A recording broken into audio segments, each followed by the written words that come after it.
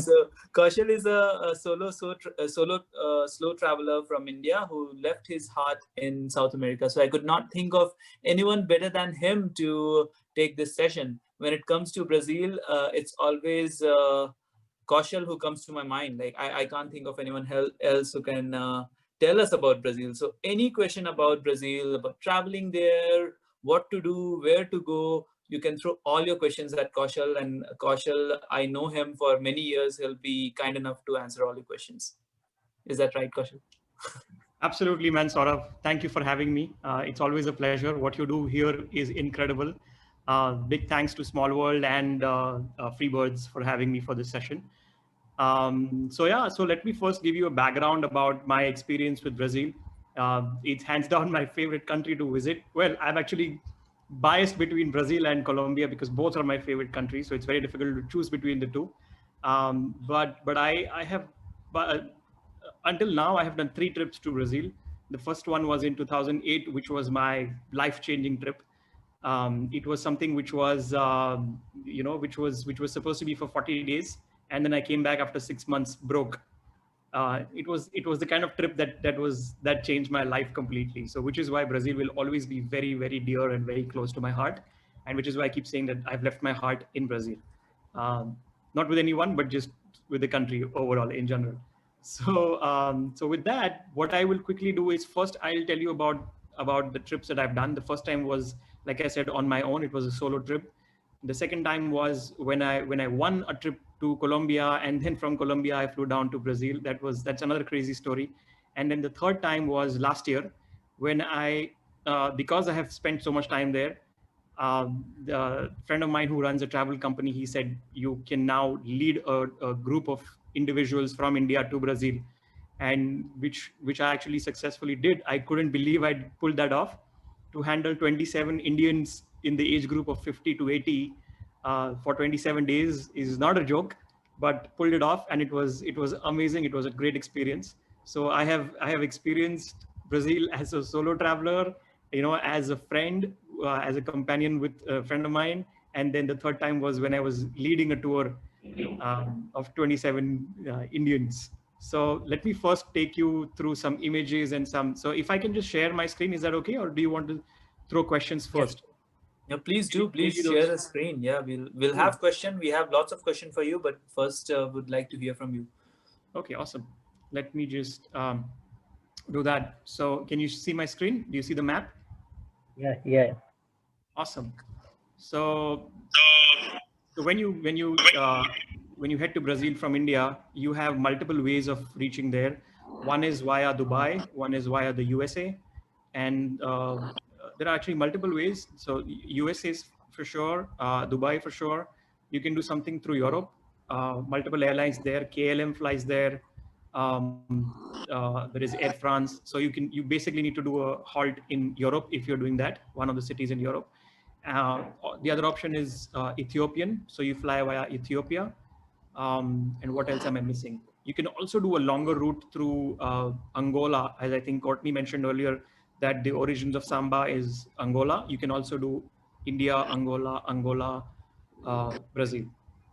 So multiple ways of doing this, but I think the best way is possibly through Dubai, and that's what I did almost all the times that I've gone there. So you land in either São Paulo or Rio de Janeiro, and so let me just take you through some of my pictures from that time, and tell you some stories from that time. So when I landed there in Sao Paulo, I had literally no friends there. I stayed in a hostel which looked something like this. Made friends there. The first night itself, when I reached there, I made these amazing friends. We went to this kind of a bar, and before you knew it, I had a great.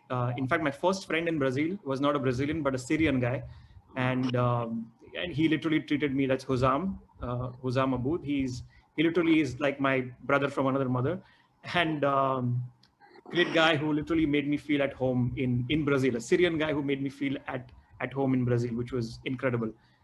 And then we met this guy Bebeto, who is a Brazilian, and I just dropped him a message on Couchsurfing saying, you know what, it would be nice to know a local, just to know how Brazil is and understand the local culture and things like that.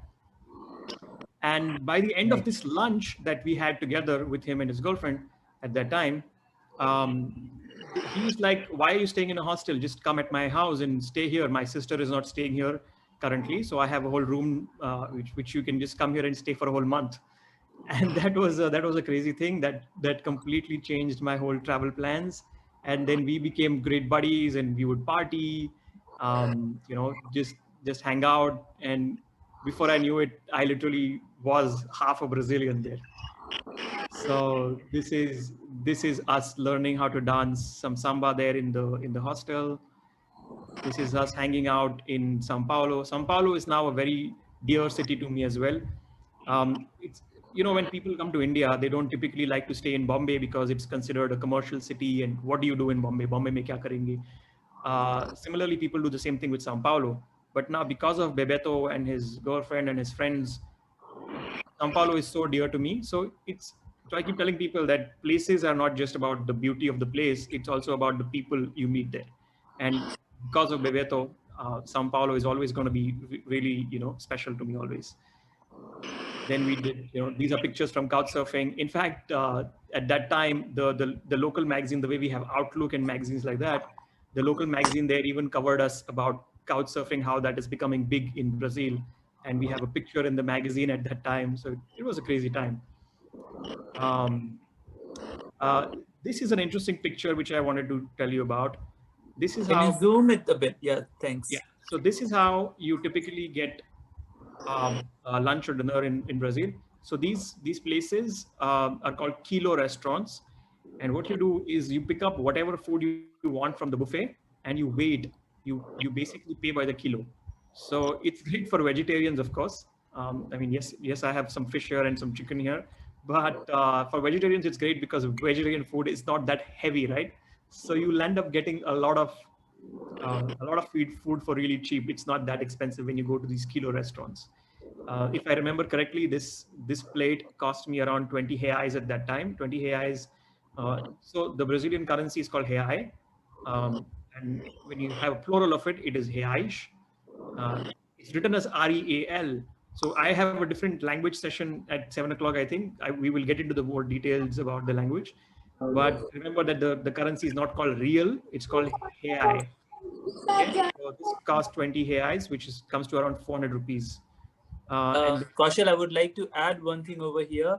So this was the first, you can say, the shock I had in Brazil when I entered into Brazil from Argentina. That was the first time I realized that, hey, the food can be sold by kgs, like ready-made, ready to eat food. Okay, so that was quite a shock for me. Yeah, it's so much fun because I always love buffets because you get to choose and get whatever you want, right? So if you like beetroot more, you can always go and pick up more beetroot or more fish or whatever you want. So that always works out great with these kilo restaurants. What else should I show you here? Let me move on to, that was Sao Paulo, by the way. This is Rio. Again, the correct way of pronouncing Rio de Janeiro is not Rio de Janeiro, is Rio de Janeiro. We will get to the language part later on. It's also called Cidade Maravilhosa, which is the marvelous city in their language. So this is me exploring Rio de Janeiro, doing these treks there. It has some amazing views. The sunsets in Rio are just magical. These are again couch surfing parties. This was a random meetup. I went for a couch surfing meetup, and this was a life changer because if I had not gone to this meetup, I would never have discovered an amazing hostel which had this kind of a view. So this picture which you see here, this is me staying in this hostel with this view. And it was a huge place where I could stay, and everything was taken care of, the laundry, the internet, everything included. Guess how much I paid for this kind of a view in Brazil back in 2008? I don't think the prices have changed that drastically now. Any guesses, guys, how much I would have paid here with this kind of view for a whole month? Random guess. Koi bhi guess karo.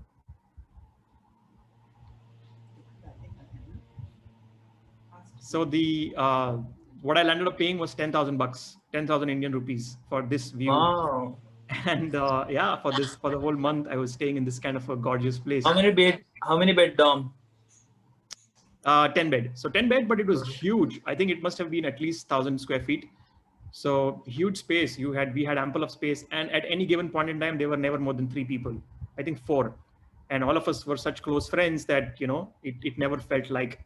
So all of them were long-term stay folks, and that's where I learned that people stay that long-term in a place, Is especially this when the cost. outskirts of Rio? No, this is proper Rio. This is, in fact, let me show you on Oh, the map. This is oh. proper Rio. So you have in Rio, the most popular beach is Copacabana, right? That is this. This is Copacabana Beach. Then you have Ipanema, then Leblon. Well, Ipanema and Leblon it's almost like, if you're familiar with Goa, it's like Kalangut and Baga. So think of this as Baga and this is Kalangut. No comparison. These are incredibly beautiful beaches, not Baga and Kalangut, but just to give you an idea, that's the same stretch. And where I stayed is this, which you see here. So this area is called Vigigao, and Vigigao is not that far. I could walk from here to the end of Ipanema, for example. And walking here was super easy, super fun. It was incredible. So yeah, so that's the kind of view. This is just to give you an idea that staying and overall costs in Rio and Brazil overall are not that expensive. The most expensive part is just the flights, which will set you back by at least 1 lakh rupees. I don't think any other flight. Well, if you're really lucky, you can get some great deals for under 70,000 bucks. But that's if you're really lucky. That's not normal. The average pricing is 1 lakh. So budget at And least 1 lakh flights. Kaushal, you think the most affordable route will be via Dubai? Is it? Most of the times, yes. But I have seen. So you can sometimes also find cheaper flights through the US, for example, because if you can find, like, I have once flown to the US for 50K, which was a great deal. And then if you can get maybe a 30K flight from the US to Brazil, that you're going to get it for under 80K then, right? So you can also do that. So don't rule out the US, especially if you have a US visa, then that's another great route to take. But I generally think that the Dubai route is the best for Indians, especially because, again, Dubai is a great stopover, right? If you want to stay in Dubai or explore it, that's another way of doing it, either on the way there or coming back. So plus Emirates. I mean, Emirates is definitely one of the best airlines out there. So it makes a big difference if you're flying that. Yeah. Should I proceed? Yes, please. Okay. So this album is just around Brazil. This is me going to a place called Paraty. Paraty is known for one of these places here is this incredible place which has this rock formation. And this image which I captured is perhaps one of the best pictures I've ever captured through a very basic camera at that time. Imagine 2008, we had very basic cameras, well, compared to today. And this place is called Toboga de Penha, if I'm not wrong. That's the name of the place. This place is in Paraty. And what people do is they rock surf, which means they slide down from here and just jump into this. It's an incredible adventure sport for the locals here. Tourists are not recommended to do this or try this because there are rocks here which can hit you and you could just literally die from the impact of the rocks. So not recommended to try without any expert guidance there. So that was Paraty, and then this is Curitiba. Look at the bus stops here. This is a typical bus stop, which has these interesting cylindrical kind of sheds where you can just go and hang out, and then the bus comes in. This opens up. Very interesting architecture. Curitiba has some amazing architecture. One of my favorite architects, he's designed this. Oscar Niemeyer is his name. This architecture is called the Olio, which means the eye, shaped like the eye. It is a museum inside, and he's known for these curved designs.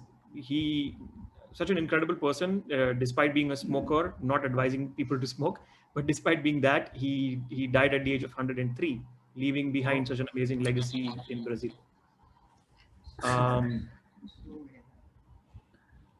This is Petropolis. Petropolis is close to Rio.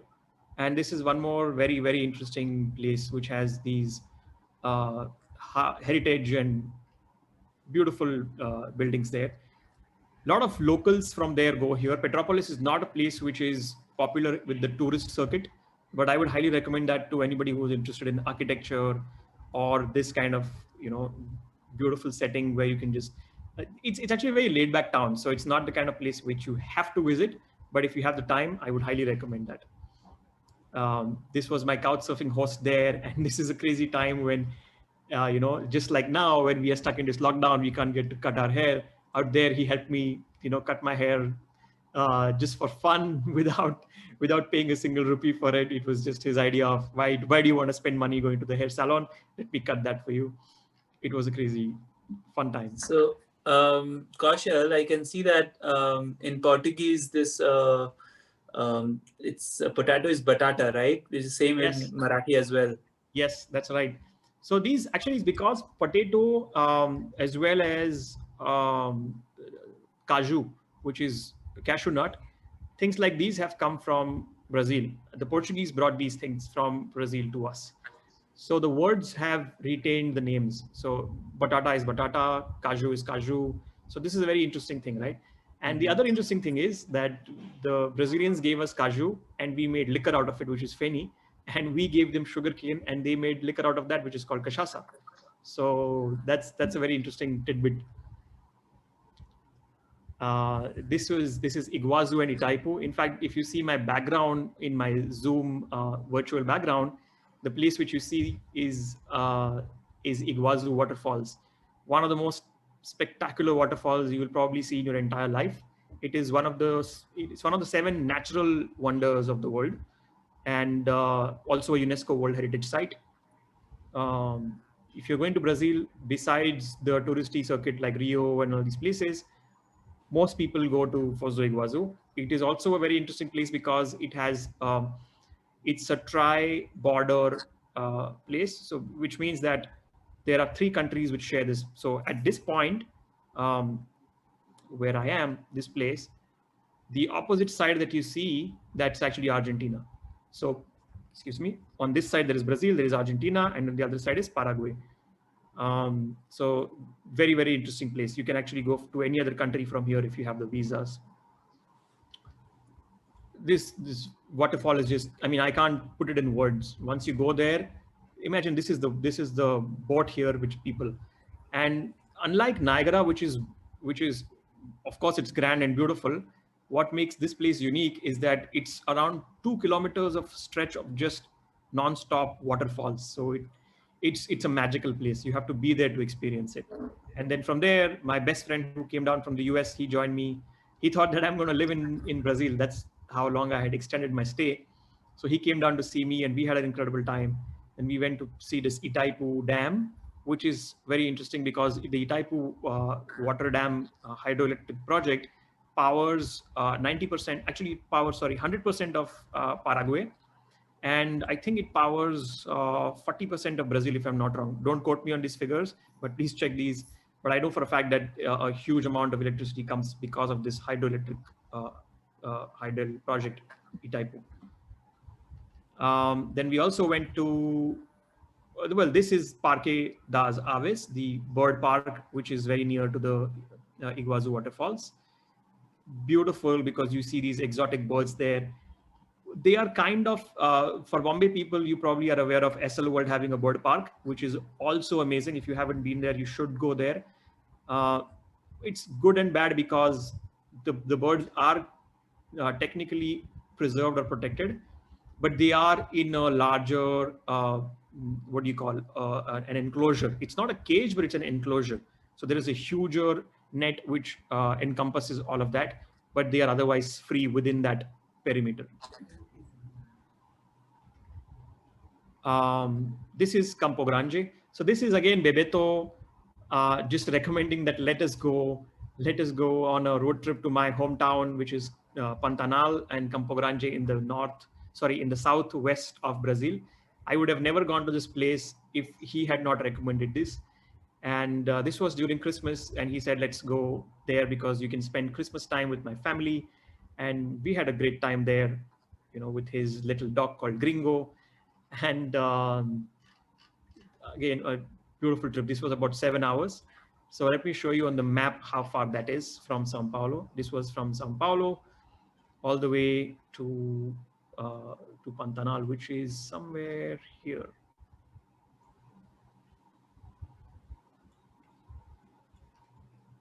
Sorry, pardon my. So, caution is it that most of the tourists usually go towards the coastal Brazil, that because that's where Yes, most yes, people live, right?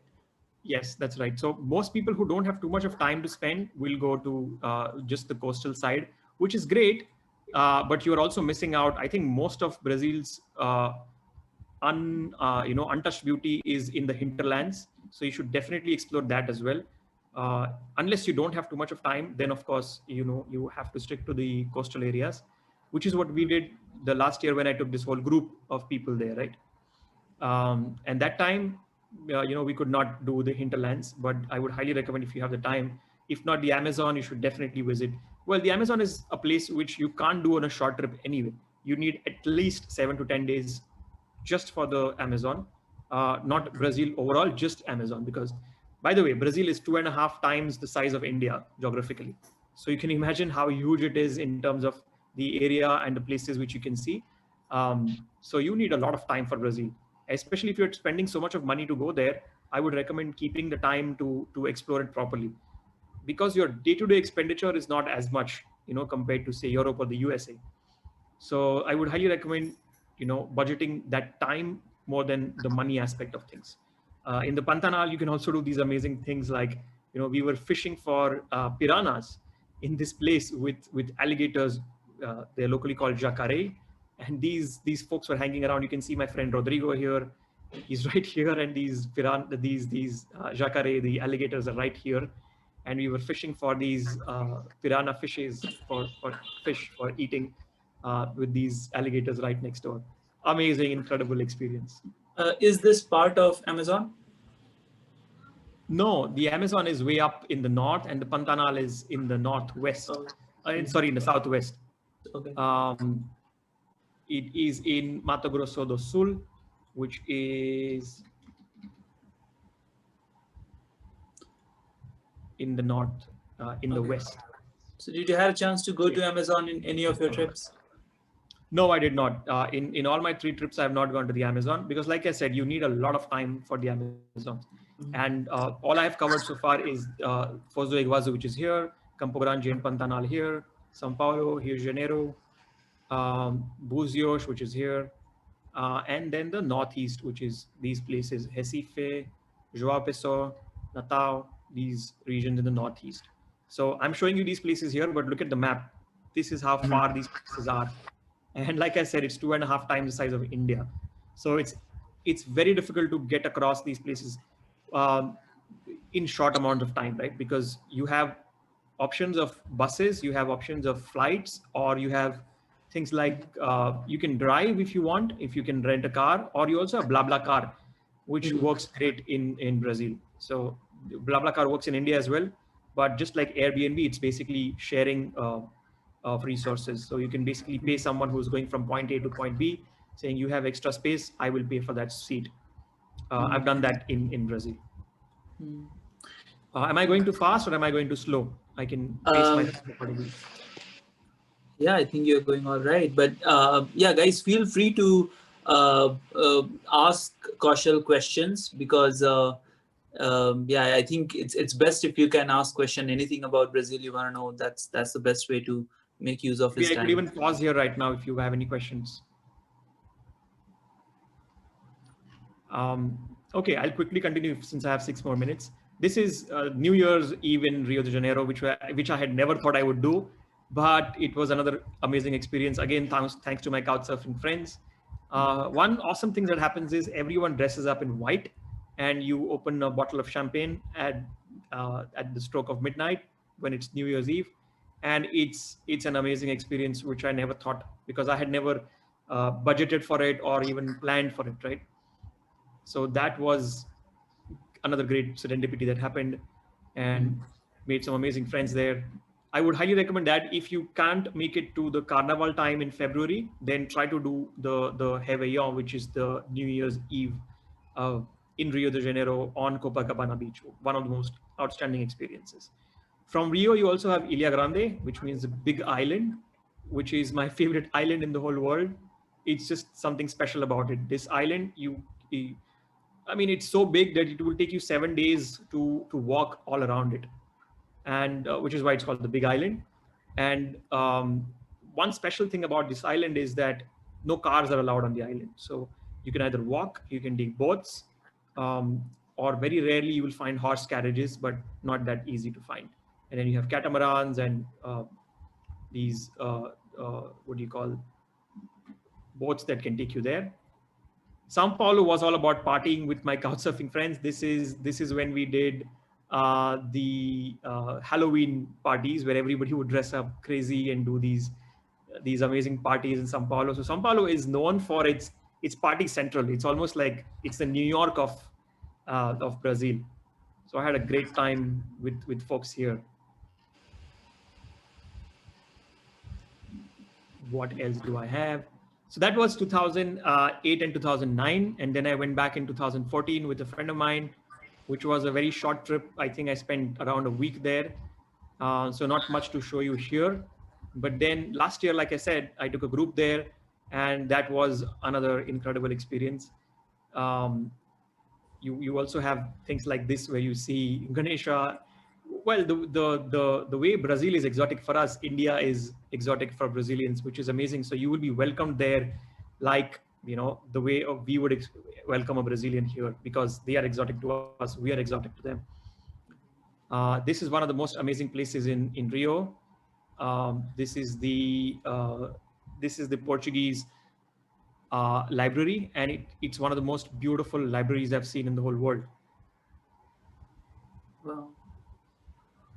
It's called, if I'm not wrong, it's called the Real Gabinete Português de Leitura, this specific library. Okay. This was. Kausal, I have a question. Sorry to stop Sure. you, but I have a question. I think maybe others would also like to know about that. Okay, since most of participants we have here, they are from India itself. So when it comes to Brazil, people have a certain image. Like many people, when they think of Brazil, either they think of Amazon or they think of partying at the beach, like really nice beach. But I would like to know from you, like, what are some things not many people know about Brazil, but they should know? Like 5 things which you think would surprise people. Cases, right? I would say, well, 2 things quickly, which I can definitely share is, one is near to the most touristy places like Rio, you have these amazing places like Búzios or Ilha Bela. So this is Búzios. This was my Airbnb stay in Búzios, which is so amazing. And I think if I remember correctly, I paid less than $2,000 for this kind of a place per night. And pin drop silence, beautiful place. Highly recommend going to such kind of places. And the other place which I would recommend is the Northeast. So these pictures which you see, these are all in the Northeast of Brazil, which is again very less explored, especially by Indians. I think primarily because of the distance factor, right? Once you go to Sao Paulo or Rio or Foz do Iguaçu, which are the typical touristy places, it becomes very difficult to take another flight and go to the Northeast, because people typically think of South America as a continent as a whole and then try to do the whole continent in one trip. I think that's a terrible idea. Don't try to do the whole continent in one go. It's almost like, imagine if people were to come to India and say, oh, we are doing Southeast Asia in 1 month. It's a crazy idea, because you can't do the whole continent in or the subcontinent in our case. You can't do Southeast Asia also in one whole month. You can't even do India in 1 whole month. So that way, you can't think about doing all of South America. I mean, forget about South America. You can't even do all of Brazil in a whole month, I think, because there are so many places to go and see. So like I said, Northeast Brazil, places around Rio, which are a little less touristy, or where the locals go. What else? The Pantanal, instead of going to the Amazon, because Amazon requires a lot of time, whereas Pantanal, you could even do like, I don't know, two nights if you don't have too much of time. Where else could you possibly go? The hinterlands. So there are a lot of these Chapada da Diamantina, these places which are the hinterland hilly areas, which are again places which even I have not been to, and I want to go there and explore. But I have seen friends visiting there, and I would highly recommend experimenting or even checking out these places. So one guy I would highly recommend following is Gringo in Brazil. This guy is an American who's currently in Brazil. He has some great finds, and go check out his Instagram, Ringo in Brazil. He will give you some great tips in terms of where else you could go. Even I have not been to such places. Any other questions? Because I think it's been a monologue so far. I've been talking most of the time. Any other folks? No, that's fine. Please go on. I think we can extend your session a bit. We are still waiting for Smart to join us. I think he has to take the next session on music. So okay, yeah, I think we can take some continue this. Okay, cool. Maybe I could tell you about. Most of the time, Amit, do you have any question? Yeah, Kaushal. Hi. Yes, Amit. Hi, yeah. hi. Tell me something. What the Brazilians have, belief about friendship. How they treat friendship. Amit, could you repeat the question, please? There was some disturbance. I couldn't hear you clearly. What is their idea about friendship? When they meet people, the kind of are they casual about it? Do they? Oh, they are incredibly friendly people. Brazilians are some of the friendliest people I know. Like I said, I would never have had this opportunity to extend my stay. In the first meeting itself, imagine a complete stranger tells me that, you should come and stay in my house for a whole month. What kind of, I can't think of any other place which could do something as incredible as that. So super friendly people, amazing folks all across. And one thing which I would leave you with definitely is try to speak some of the local language, even if it is not perfect. See, it's like Amit, where are you from? Which part of India are you from? Rajasthan. Rajasthan. So Khambagani. Yeah. So now the moment I say Khambagani to you, there is an immediate connect with you, right? The moment I say Khambagani, it's because you feel like I understand and I respect your language and your culture and the local the greeting. So same way, even if you say something as basic as boa tarde, tudo ótimo, prazer em conhecê-lo, great to meet you. So these very basic greetings in Portuguese, if you say that, it goes a huge way in just making yourself open and for them to accept you as somebody who's trying to understand their culture. I think we see some people from Brazil joining in, Vinicius, and I saw somebody else. So I'm sure they would agree. Oi, tudo bem? So I think his mic is on mute. But my point is that if we make these basic efforts, it goes a huge way. You don't have to be perfect. It's like besides Kammagani, I don't know any other word in the local dialects from Rajasthan. But that's it. That it immediately is a connect, right? So that's what matters. What matters is your intent of trying to understand and respect the local culture and traditions. I hope that answers your question. Yeah, thanks. And what is the right time to visit? How is the weather? What is the right time to Which visit? time of the year? Okay, I will ask you a counter question, Amit. What is the right time to visit India? Because there isn't, right? India is so huge that you have the mountains, you have the beaches, you have hot climate, cold climate, all at the same time.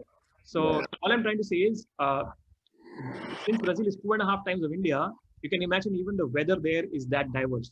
So, but again, just from the touristy perspective, most people try to go there, especially if it's a trip which is that far away. Most people try to visit by the end of the year, between November to, think of the Goa season. It's almost the same as the Brazil season. November to Feb is what people look at, primarily because there are a lot of festivities around that time. There is the Réveillon, the New Year's Eve. There is the Carnaval in February. So typically people look at that time. I would recommend, instead of going during the carnival, go before the carnival. There are my friends who've been there, other fellow travel bloggers who've been there, and they would agree, because when you go during that time, you get to see the preparation, you get to see the energy which leads to the carnival, as opposed to going there during the carnival when prices are crazy, there is no place to stay. So, I would recommend trying not to go during the carnival, but going before that. Great, thanks. Any other questions? Or maybe I think my time is up. Saurav, how are we doing? Uh, yeah, but we can take some time. I'm still waiting for Osmar to get back. I'm not sure if he's having trouble with joining in or what the Oh, issue. okay. So we can Maybe I could talk about visa, because Sure. visas is usually what people ask the first thing, right? One is the flights, which I told you is about 1 lakh from India on an average. The next thing is the visas, and visas. Well, there was a talk last year, early January, that they are going to open up. They are going to make it visa free for Indians, but that hasn't happened yet. So we don't know when and how that's going to happen. So for now, you still need a visa, which is, if I'm not wrong, around 5,500 or something like that. That's how much it costs. If you go through an agent, it will cost you around 7K something. But my advice is, you don't need an agent. You can just directly go to the embassy or the consulate. They are very, very friendly. You can literally call and check if you have any doubts, and they will be happy to help you. Getting a visa is usually not a problem, especially if you have any travel history. If you have a US visa, it's always helpful. If you have a Schengen visa, so basically, if you've traveled somewhere west, it helps a lot with your case. Not necessary, but helps definitely. When I had gone, I had no travel history, so it took some interviews. Sorry, it took a personal interview, one interview, and they required some more documents, which I got, within 2 days, and I could go back very friendly, no nonsense, no complications, and I got a visa pretty easily. So I had, like I said, I had no travel history before that when I went to Brazil. I hope that helps as well. Also, one very interesting thing: you can also get a Brazilian visa if you are somewhere else and on the way. So, like when I was in 2014, when I was in Colombia, Brazil was not part of my plan. Um, my friend wanted me to come down to Brazil from Colombia. I was in Colombia, and I actually applied for the Brazil visa from Colombia because I had 10 days in between. You need 10 days in the same city that you're applying, uh, from the time of application to the time of getting your visa. And I was in Bogota at that time, and I could apply and get my visa from Colombia. So that's another thing which most people don't know about. So you can also do that. Yeah, I would like to add to that. Same as your case, I had to apply from Bolivia in my last trip when I was there last year, 2019 January, and I got it within two days. It was super quick. Yeah, You know, yeah. so that was fast. Also, so the documents they require are standard document, like you have to show bookings, hotel bookings, and return flight ticket. For return flight ticket, there is a hack. You don't have to book the actual flight tickets. There are some service providers who can give you flight tickets for a price. Like they can just give you the confirmation, and you can use that. And those services you can afford for like within $10 to $20 you can get that. Yeah. So that's a great hack. You don't need to. So in my case, I didn't had to. I had to. My plan was to enter Brazil through Argentina. It was crossing the land border, but I got to know that it's better to show the flight tickets, return flight tickets, right? Because then it's easier for them to consider your case, and especially if you're applying for a tourist visa, right? They want the assurance that you're getting Getting your out of the flight country. and flying Yeah, out.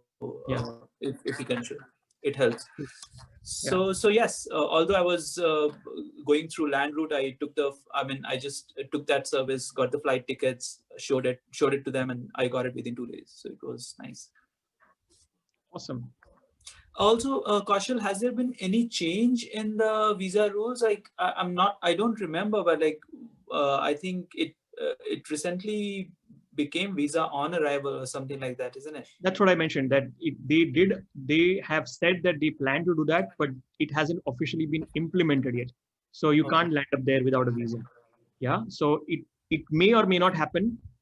We don't know whether that was, just a statement that was made at that time, and we don't know when it's going to happen, because usually it's always reciprocal, right? If if India won't give Brazilians a visa on arrival, why would they open it up one way? So if there is no reciprocation, I don't think that is going to happen very easily and quickly. I would not bet on that yet. So for now, plan to get a visa done, and which is not complicated. It's pretty easy to get a visa. The only negative thing is the pricing has gone up. It used to be $2,000 before. Now it's almost $6,000, but still worth it, especially if you are going that far away. It's not a huge amount compared to your total cost. And if you compare to other visas like the US or Schengen, it's almost the same. Right. I think Laiba has a question. Hi, who has a question? I couldn't get that. Laiba just raised her hand. I think she has a question. Laiba, if you have a question, please go on. We can't hear you, Laiba. You're on mute. I have no question. But once I raise my hand. Laiba is still not audible. Can you speak a little louder? I don't have any questions.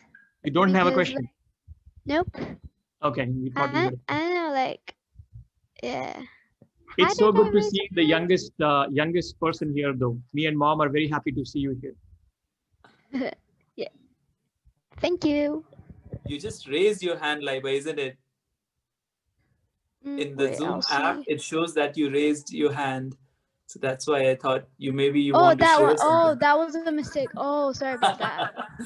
Okay, no Oh problem. my god. Actually, I'm really new on Zoom, so yeah. Okay. We are all new. Trust me. You are perhaps the smartest person around here.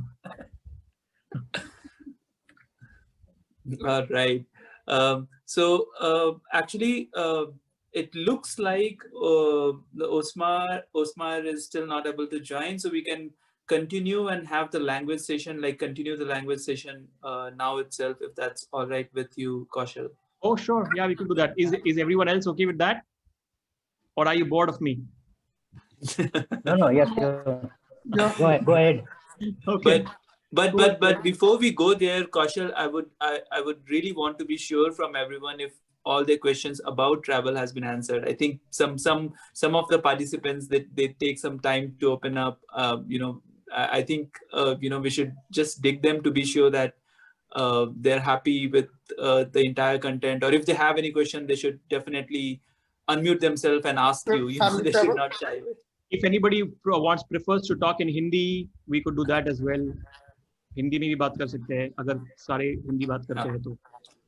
Yeah, I have a question. So, any suggestion about family travelers? Like About if I'm family traveling with my daughter and my wife. Mm-hmm. So, any suggestion? I mean, that's what I'm asking.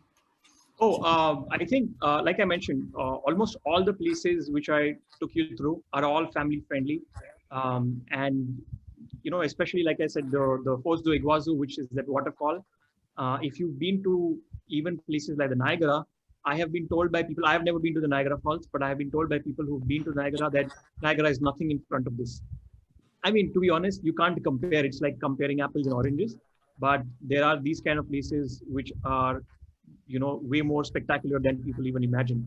But again, coming back to your question, for family travel, almost all of Brazil is pretty open and friendly.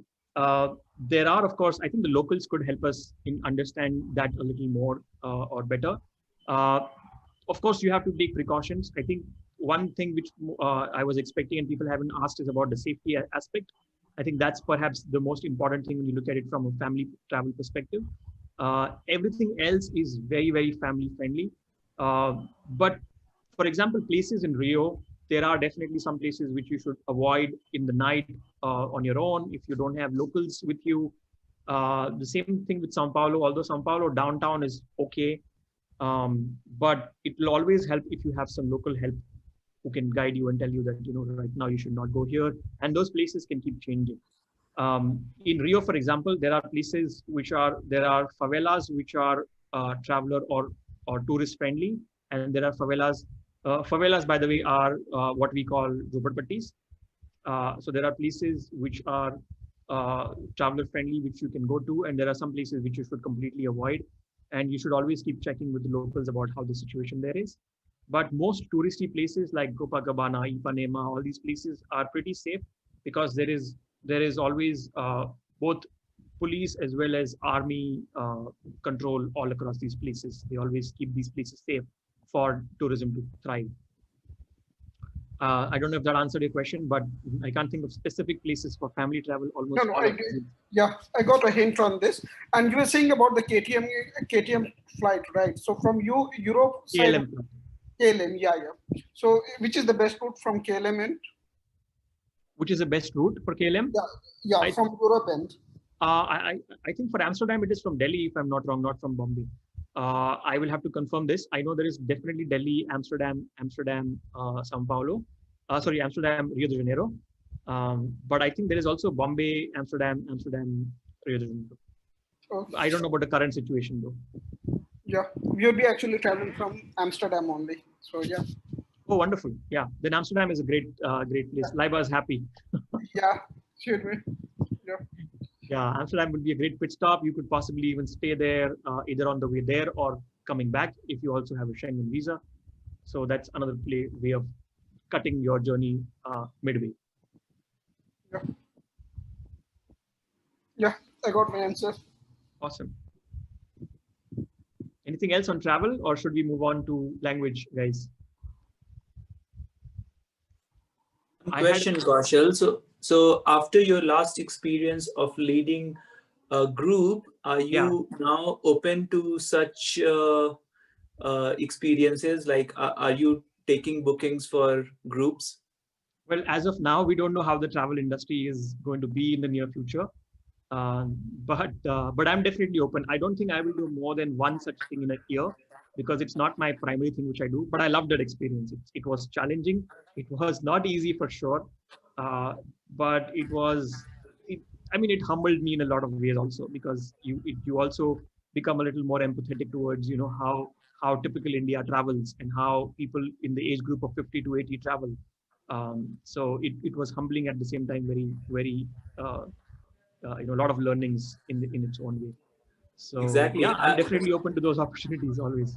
Yes, would like to listen to any of your story from that, especially when you say age group 50 to 80. Yeah. I can't imagine how difficult it would have been to manage someone who is that old, like 80-year-old. So I should actually say this upfront that the person who was 80 years old was actually the most enthusiastic. That lady used to take selfies more than I would take selfies. So she was amazing. I would always be with her. So you always had two people. One would be leading the group and one would be following the group. I would always be behind with her, with basically trying to be there with the folks who are either the slowest or the weakest, so that there is somebody at the front and somebody at the back. And I'm telling you, man, she was the most enthusiastic, the most happiest. She never had any complaints. She never had any trouble. She would only call me for things like, can you help me with the charger? Because the ports are, that's one thing you should keep in mind. You should always have a universal charger when you're traveling in Brazil, because of course the points there are different. But yeah, coming back to this question, the folks who were the oldest were perhaps the most enthusiastic, the most, fun. So I had no issues with them at all. Mm-hmm. And if they can do it, I'm telling you, if an 80-year-old person can be happy and delighted about traveling to Brazil, I think any of you can do it. Right. So from going from point A to point B, other than BlaBlaCar, do you think that there is good bus connectivity and people can easily take buses to go around? Oh, absolutely. I would so much to say that I would even say that the buses there, the standard of quality there is as good as our flights. So you get like a tumble, you get proper restroom within the bus. Yes, you have different levels. You have the Leto, the semi-Leto, and all these different levels of buses that you can take. You even have the semi-sleeper, the full sleeper, these kind of different buses. So you have all kinds of comfort levels on these buses. And yeah, bus connectivity is amazing. I would actually recommend the buses the most, because if you have the time, you should definitely take the buses. You can also experience the places on the way, right? You know what the places are like, as opposed to if you're flying, you don't know what the places on the way were like. Mm-hmm. Okay. Another question. See, I feel like for big countries like India and Brazil, if someone is planning to travel there, especially with family for a little longer time, say a month or so, they definitely need someone who can plan their itinerary a bit, right?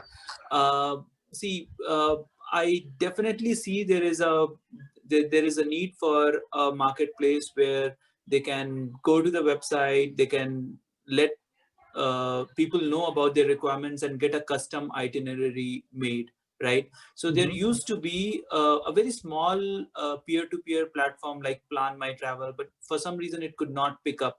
Do you see any other platform or anywhere where people can get such service? I don't know currently, but even things like Instamojo can enable that, right? What you use currently for Small World, where individuals can launch these as services. I think there's also Tripoto, which does something like this. I mean, if I think about it more names will pop up. But yes, there are services like that. And I think once the pandemic is all gone, you will have way more of these options, right? Even something like Airbnb experiences could possibly add this as a service. Right. So for people seeking such services, I don't think there will be a dearth of that. You can even go to a typical travel agent who will do it, not to take you there, but even for planning. So that's also a possibility. Right. But is that something that you can do on demand basis, like if it comes to you? Oh yeah, as, absolutely. Yeah, absolutely. Yeah. So if you're looking for that, I'm happy to offer my services for that as well. Very much. Yeah. Awesome. Great. So yeah, guys, if you have any question about travel, please do ask. Otherwise, we can move to the language section. Language, please. Laiba saying language, please. We'll go with whatever Laiba says. Kaushal, I have one question. Can you hear me? Who's speaking there? I couldn't see Sakshi. the person. Sakshi, hi. Yes, hi. Yes, go ahead, Hi. Sakshi. I like the first time that you went like for the solo trip. So did you do any bookings for the stay? Like, were you prepared somehow, or it was like just you landed there and you hunted? Great question, Sakshi. I had only booked the first 2 nights of my hostel, which was called Prasada Arvore. This hostel was in São Paulo, and that's all I had in terms of bookings in stay. When the folks at the consulate asked me, what about your rest of your plan? I'm a designer also, right? My primary profession is a designer. So I had actually designed a whole itinerary with visuals to tell them where I'm going to be going on which day. But I had not booked my stay across. At that time, it was okay. I think it was 12 years ago. Today, I think they require full detailed itineraries. Again, which you can do on booking.com, which are zero cancellation fee. So if they require that, you can always do that. But I had not planned anything at that time. I was completely going with the flow because I didn't know where I was going to be. Post that, I could either go to the Pantanal, or I could, it was supposed to be a 40-day thing across South America, which was a stupid idea. Now I know. And back then, if there was somebody to tell me, I would have not done something like that. It was a stupid idea to try to do 40 days across the whole continent. I ended up coming back after 6 whole months. So yeah, plans changed. So to answer your question, I had not planned for the whole entire stay. So does it anyway, like do the visa people, they ask you for it? That's what I mentioned, that if what you can do is you can do dummy bookings across your stay. So let's assume you're going for, say, 20 days. You could do bookings for the entire duration of 20 days just to show that, hey, I have bookings done. And today everybody knows that. They also know that dummy bookings can be done, right? So they don't really insist on it. Excuse me. But on the safer side, I would recommend doing that. Yeah. You can always change it later on. The same thing with flights. You can always change that. Like I changed my flight twice, right? I changed it from 40 days to 3 months, 3 months to 6 months. The first change was free. The second change I paid, I think, around less than $100. Okay. Thank you.